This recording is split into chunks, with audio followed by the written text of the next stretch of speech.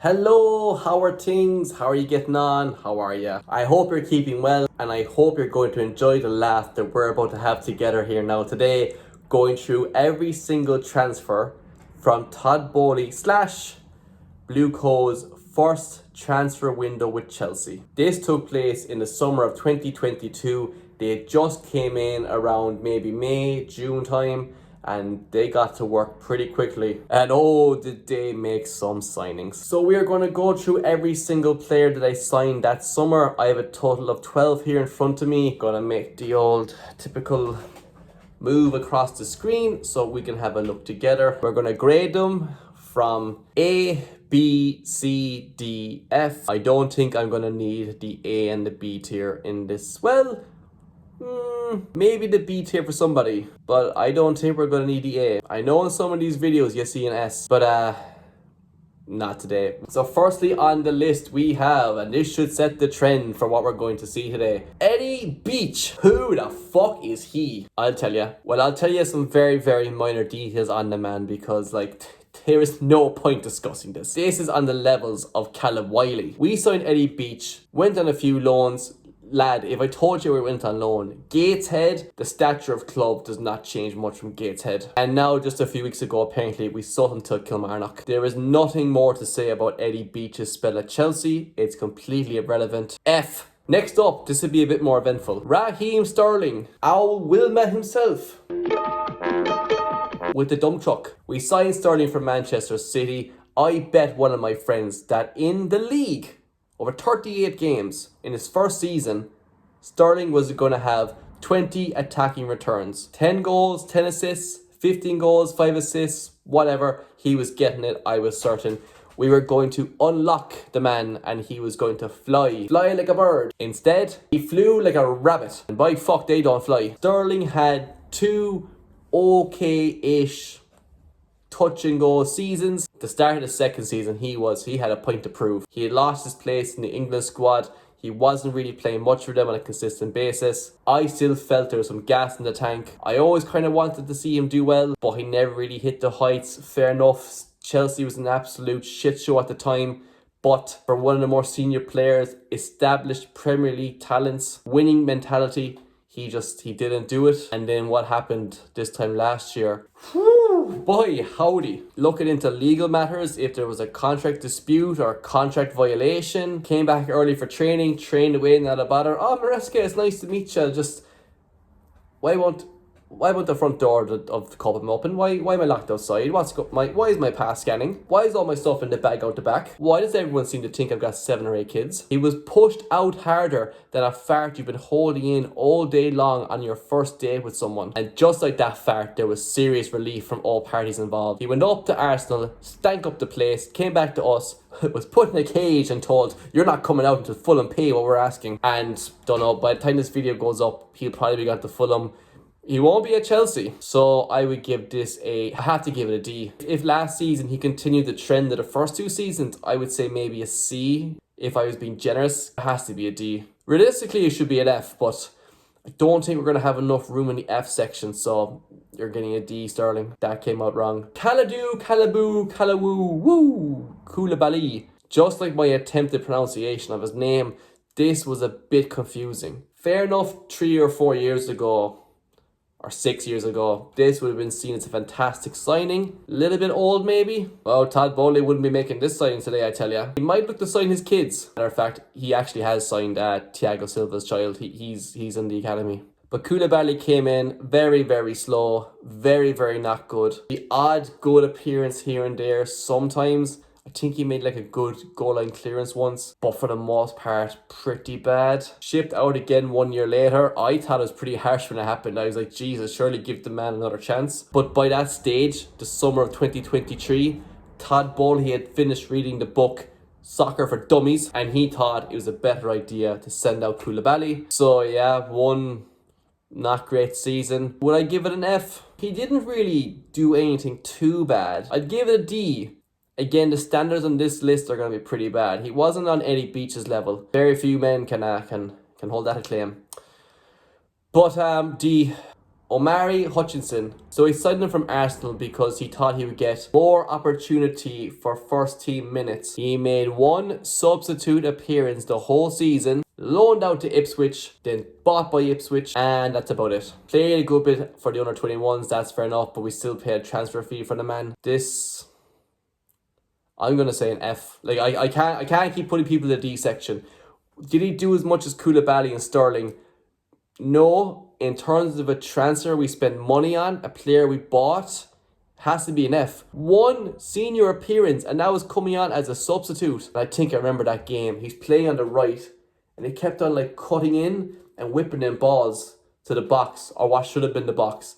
But they kept falling short. It was dreadful. It was literally like 5-a-side, his passing. It was awful. F from Hutchinson. I'm sorry, but you've got bigger issues, lad. You're 5'7". Actually, no, you're fine. You're on probably about 50-60 grand a week. You should be laughing at me. And if you are laughing at me, don't forget to press subscribe as well, please, Omari. Gabriel Slonina. Right, here are all my notes on Slonina, right? He was put on loads of loans after. I don't have this written down. I literally have loans written down. But he was put on lots of different loans. He's still with us at the moment. Probably, like, he back then was what Petrovic was the year after. What's his face? Mike Penders is this year. Keeper brought in, thrown into the mixed bag with the other 17 keepers that we have, and probably going to be sold. But he was the only goalkeeper on Goals' 2023 NXGN list of 50 best young players. The list that every player dreams to be on. NXGN. Is that the most American fucking thing you've ever heard? Next gen with an X. Fuck, lad. F. Carney Chuwuemeka, aka Nani Madueke's best friend. Hold up. I just realised he was signed the summer that Tuchel was there, and then Potter, and then Bruno Salter, and then Lampard. I always thought that his first season was with Pochettino when he scored that goal against West Ham and got injured. He was there the season before. Mad. I think that kind of tells you all you need to know. F. Let's go back a small bit. Bar that one goal against West Ham in a 3-1 defeat, what did he do? Few funny social media videos with Nani Madueke. As much as I personally enjoyed it, not really the return on investment we're looking here, Carney. What's your ideal fifth date? Restaurant vibe, then yeah, see whether the night takes them off, but isn't it? Central London? Nah, man. Nah, low key, but You have to like me for me, man. Take you back these. yeah, happy meal, innit? 20 nuggets. I bet that. And we'll talk. Yeah, You have to seem interested in knowing things about me. but not too many questions. Yeah, exactly. Do you get it? F. Oh, the next one's a good one. Zak Sturge. Sturge? This lad was so good, we got him from Brighton for free. Brighton gave us a player for free. They fleeced us for Potter. They fleeced us for Cucurella. They fleeced us for Caicedo. In my opinion, they fleeced us for Sanchez, because that's not been great. But this fella, take him away for free. He must be the definition of buy 4, get 1 free or something. But we're going to learn now what happened to Zak. Few loans, few 0 appearances. Been bought by Millwall this summer. It was a free transfer, but F. Tyler Dibling. Now, Tyler Dibling we bought from Southampton's academy. He was there like 8-10 years, but we still bought him. Still paid a transfer fee. He only played for our under-18s. Went back to Southampton. Based off of all that together, how would I rate Tyler Dibling's time at Chelsea? Number 1, I would say Tyler Dibling was at Chelsea. Number 2, I would say F. I actually missed one. This is hilarious. Marc Cucurella is the one I missed. We must have been in like Brighton and just chatting away about Zak, and then we saw this big hairy fucker and be like, Jesus, what about him? I've got this 60 million in the bag. You want it? I'll take this guy. So Cucurella came in. He was announced alongside our away kit that year. I remember it very well. He was sitting on like, gonna put the photo up here, but like he was sitting on a box. The kit was white with a little bit of blue on it. I think we played it in our opening game of the season against Everton away when we won 1-0 due to a Jorginho penalty, which Sterling won and did this weird little pose thing. But yeah, anyway, Cucurella was announced with this kit, and in the video he went something like, "Hello Chelsea fans." That's not a great impression. Hello Chelsea fans. Hello Chelsea fans. Fuck it, boy. I don't know what he sounds like. Just play the video. Excluding that video and the first 12-18 months of his Chelsea career, he's been pretty damn good. This is a player I was going to say that's not in the A, but he's in the B. He's in the B section just because I'm rating how they've got on the past 3 years since they've been signed. If we looked at all the time together, he gets a B. If he does one more season like last year, I would say A, but for now it's B. He was hated, he was linked to Man United. He even said himself in some interview that he felt like this was the worst decision of his life. There's a lot of players on this list that I feel were thinking the exact same thing. And then in January, when we signed 6 more players, they're probably out in the hallway getting changed, thinking this is the worst decision of my life. But things all come full squircle. B for Cucurella. Cesare Casedei. Casedei, you idiot. Couple of loans for the lad. Tall enough guy as far as I remember. And he was half handy. He was on loan at Leicester, but then he was recalled in January 2024. So he's on loan for half a season. And then 1 year later, he was sold to Torino. Last season, he only played in the Conference League about 6 times. So based off that and a few substitute appearances he made as well, do I give this an F? Based off of the standard we're working off of, I'd give Caicedo a D. Casedei, not Caicedo. For fuck's sake. Wesley Fofana. Now this guy is getting an F straight out the gap, and let me tell you why. 3 seasons Fofana has been here. 29 league appearances he has made. He made 0 appearances in the league for us in the 23-24 season. Fair enough, the man was injured. I'm not blaming him. I'm just looking at the value that we paid for him, which is a ridiculous amount for a player that's...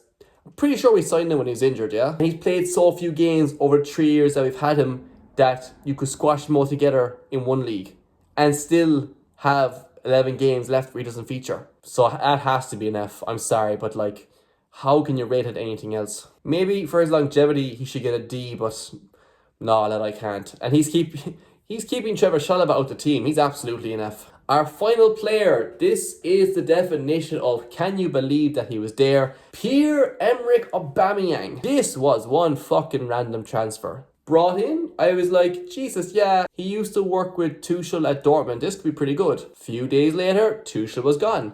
Old reports came out to say, nah, he wasn't a Tuchel signing. He wasn't brought in to work with him. We wanted Aubameyang. So let's just see how successful this move went. 1 goal in 15 league games. 3 goals in 21 appearances in total. Potter excluded him from the 25-man squad for the knockout stage of the Champions League. Do I give him an F? Yeah, I will. Yeah, absolutely.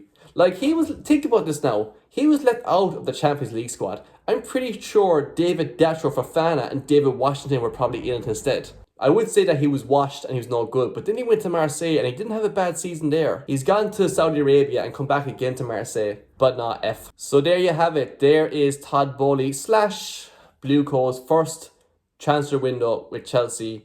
The summer of 2022. A lot of fails there. A lot of fails, but one B. That's pretty bad.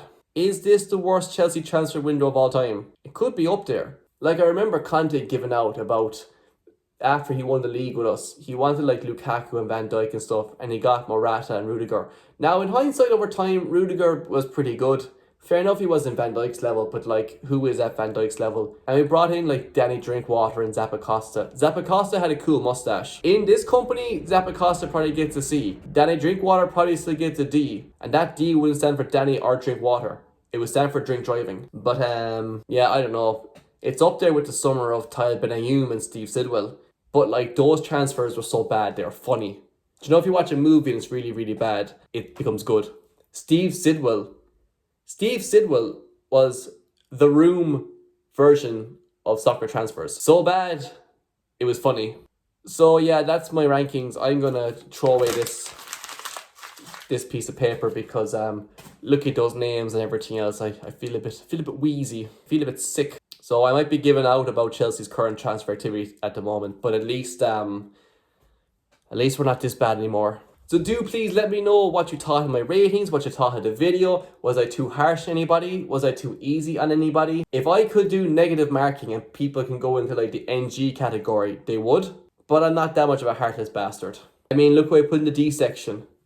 That shows I have a heart. They should be laying down in the F section. But yeah, I hope you liked the video. I'll do a few more like these over time. Like, comment, subscribe. All the best. Take her handy. Good luck.